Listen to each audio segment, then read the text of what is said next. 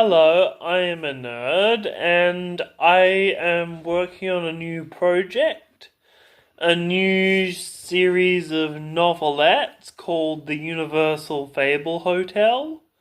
I will make sure to release new covers for the books on Instagram soon, but I wanted to read you the Universal Fabled Hotel so far.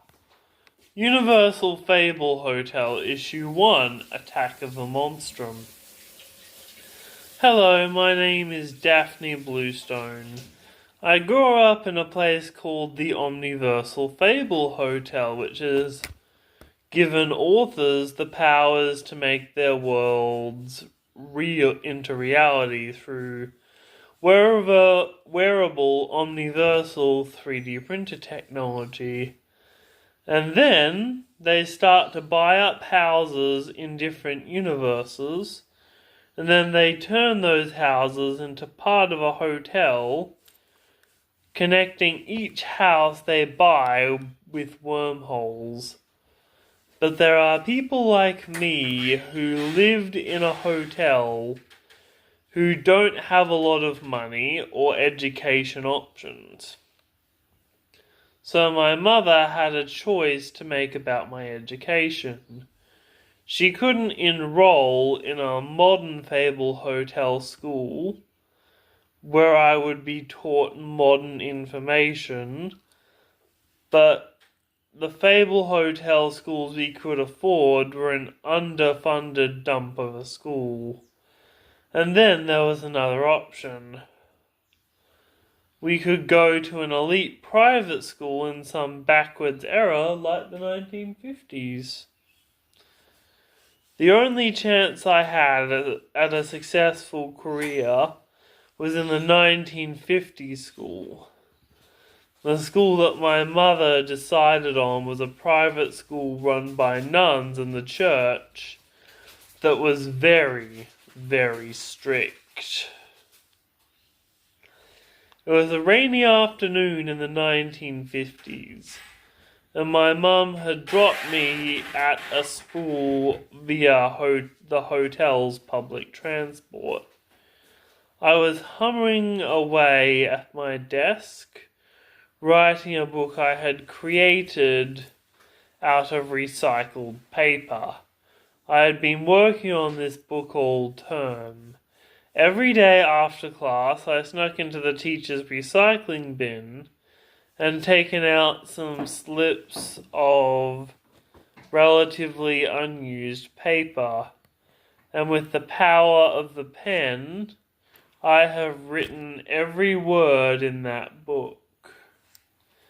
The teacher said to us as we were about to leave for school that day, "Now, girls, I need to emphasize the importance of moral character.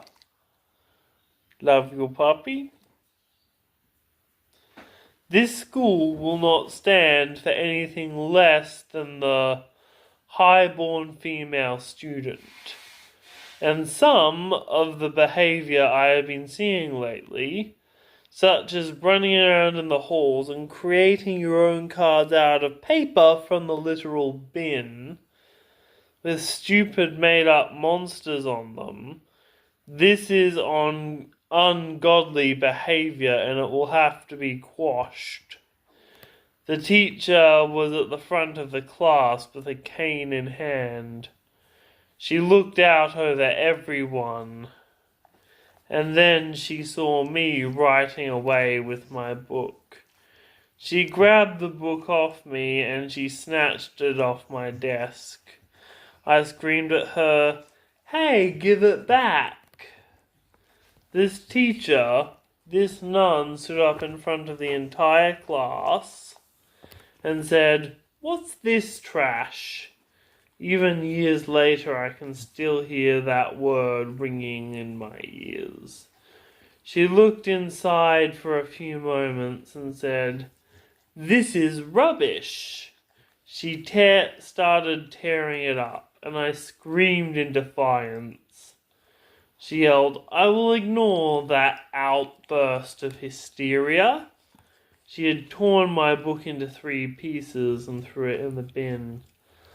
I made a race for the bin to see what, if anything, could be salvaged. She snapped at me angrily. "Back to your seat, now. You're getting 10 lashes for that." After school, I stood up to the teacher, weeping after she had destroyed my book. She looked at me angrily. She said, "You should know better by now, Daphne." I wept as I started to say these words. That book was my pride and joy. I put an entire term worth of work into it. And you destroyed it in 5 seconds without thinking twice. Tears were still forming down my face. "You are a monster," she snapped. "Don't worry, sweetheart. We'll beat that out of you soon enough." She hit me once with the lash on my hand. I told her if she went for the second lash, I will become an author and get an author gauntlet, just like H.G. Wells. And I will get that book out of the trash through whatever space-time travel I have to do. And then I will make you remember what you did to me for the rest of your life. I will become an author and recreate that book if it's the last thing I do. A few years later, I walked up to my friend's window. The night air was cold and I tapped on his window. It was a cold morning in the Omniversal Fable Hotel. A leaf fell off a tree outside the hotel room window. My half-brother was sleeping soundly in his bed, snoring away happily. Then someone crept through his window from his door. Xavier slept, but his ear twitched slightly. Then the figure wandered up to him on the side of the bed, and it said in his ear, "Xavier, Xavier, come quick. I have news from the future." Xavier woke up, startled, and said, "Who the—" and then pointed the multiversal eraser at me. I grabbed it out of his hands. He snapped, "I knew it! The girl in the blue raincoat! It was you all along!" I told him, "Don't worry about that persona now. I have dozens of secret identities. You need to know the facts. I got us tickets, Xavier. I got us both in." He asked, What the hell are you on about?" I explained, "An author gauntlet. The multiversal 3D printers that print your books in their own realities. I finally got one." "What? You have a multiversal 3D printer?" asked Xavier. I responded, "Yes, and it's printing Waratahs of Northbank right now. And it is printing Storyverse, the 2 books that I wrote." "I got you a coffee," he said. "Thank you, I think. Get out of my room." I explained, "This thing can let us do anything. We can do anything in my multiverses. And your first response is get out of my room? We live in the multiversal Fable Hotel, Xavier. That hotel brings cartoons to life for freaking hotel rooms. We can do anything. It's a Fable Hotel episode!" "Please no," said Xavier. "Wait, does anything include ice cream for breakfast?" Part 2. Ice cream for breakfast. I looked at my brother, who was devouring the ice cream waffle syrup first.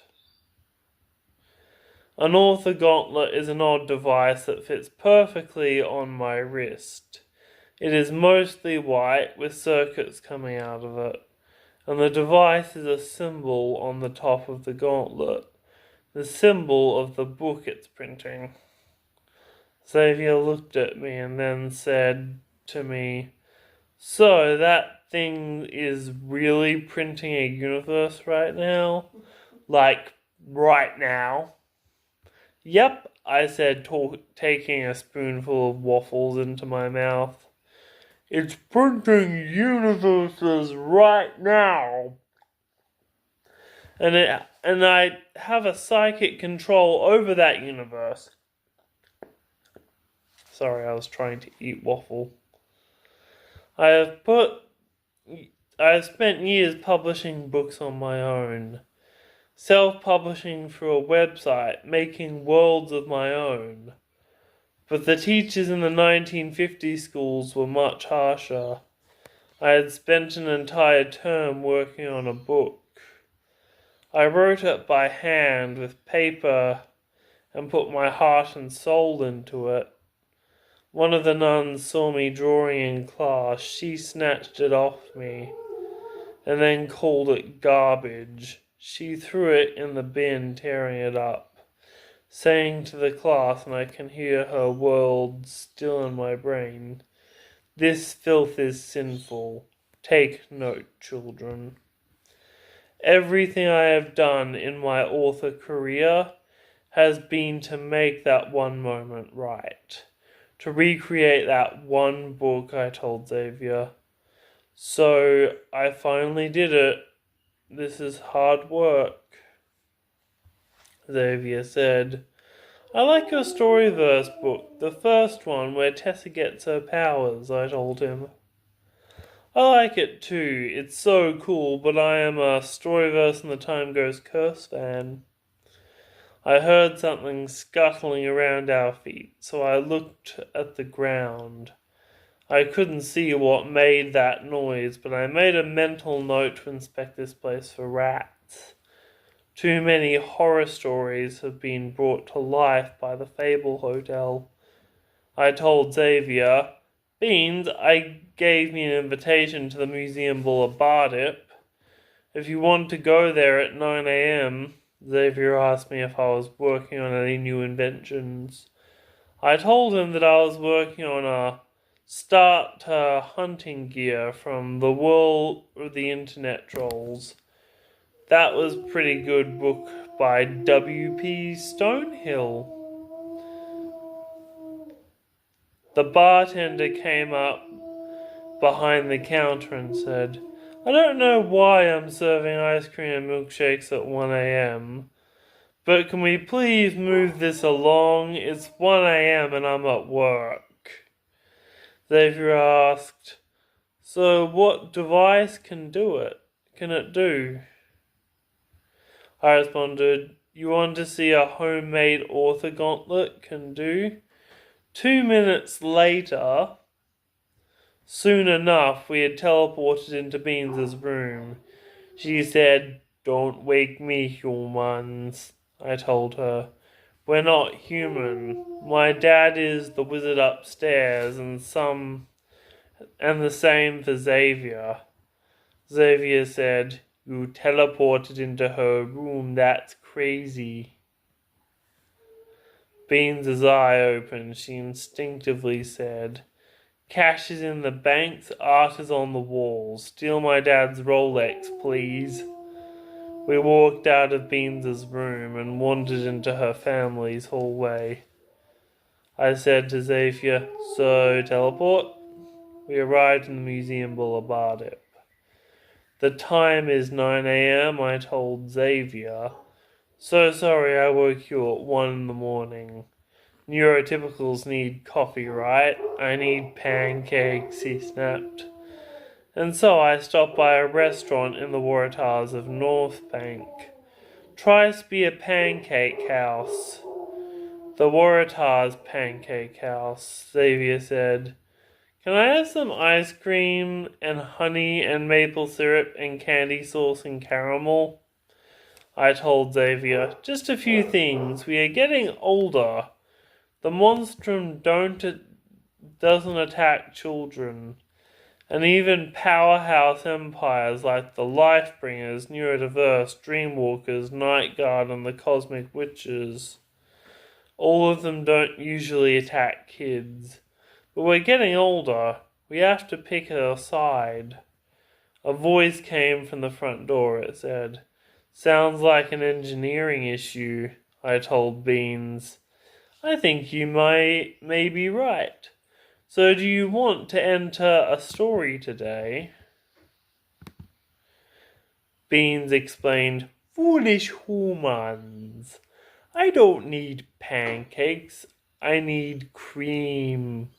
Who needs dishes when you're half kitty cat?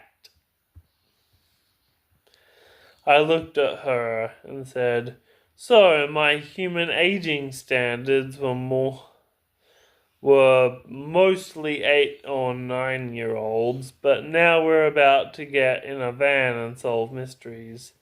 Vans are boring, human, or not human, as you constantly remind me, said Beans. Beans said, I woke up in a room in the 1800s Paris detective novel, and then I became bored, brushed my teethies, and then walked into another room, and into cartoon from the 90s.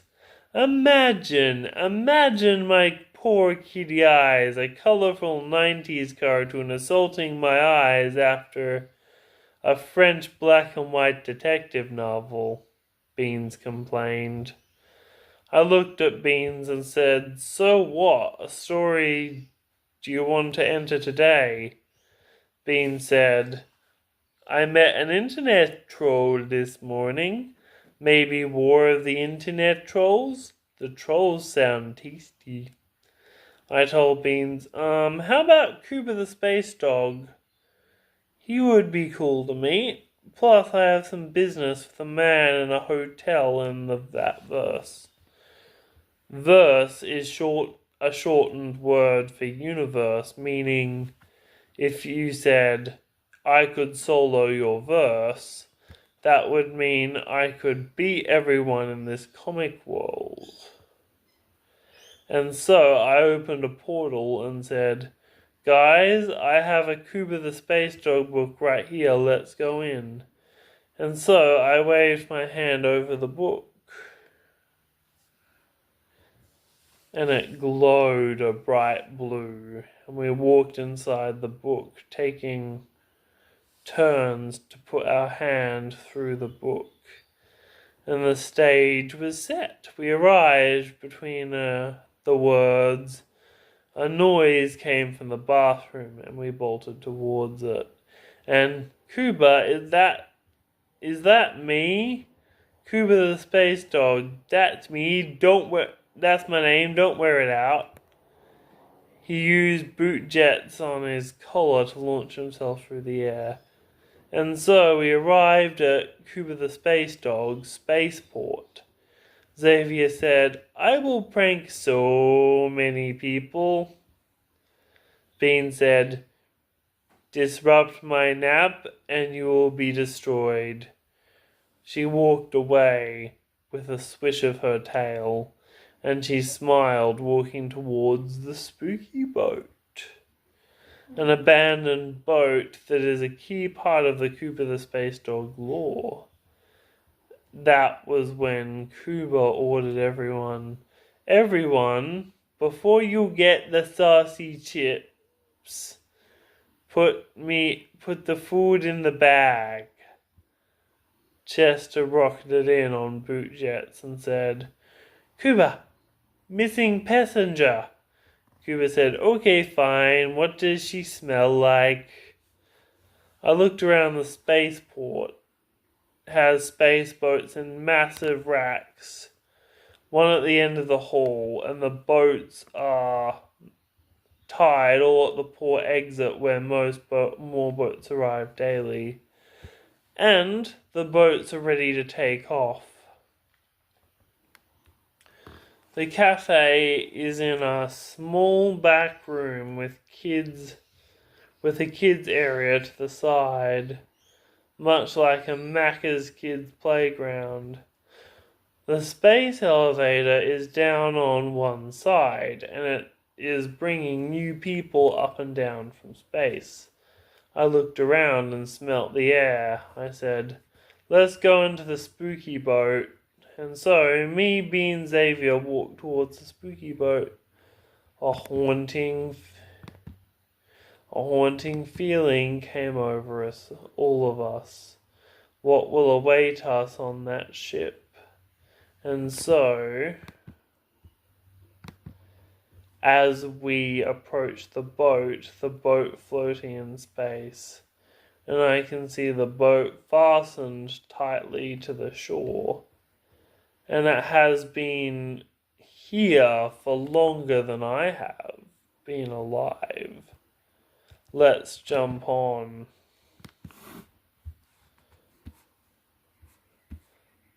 Part 2, The Spooky Boat.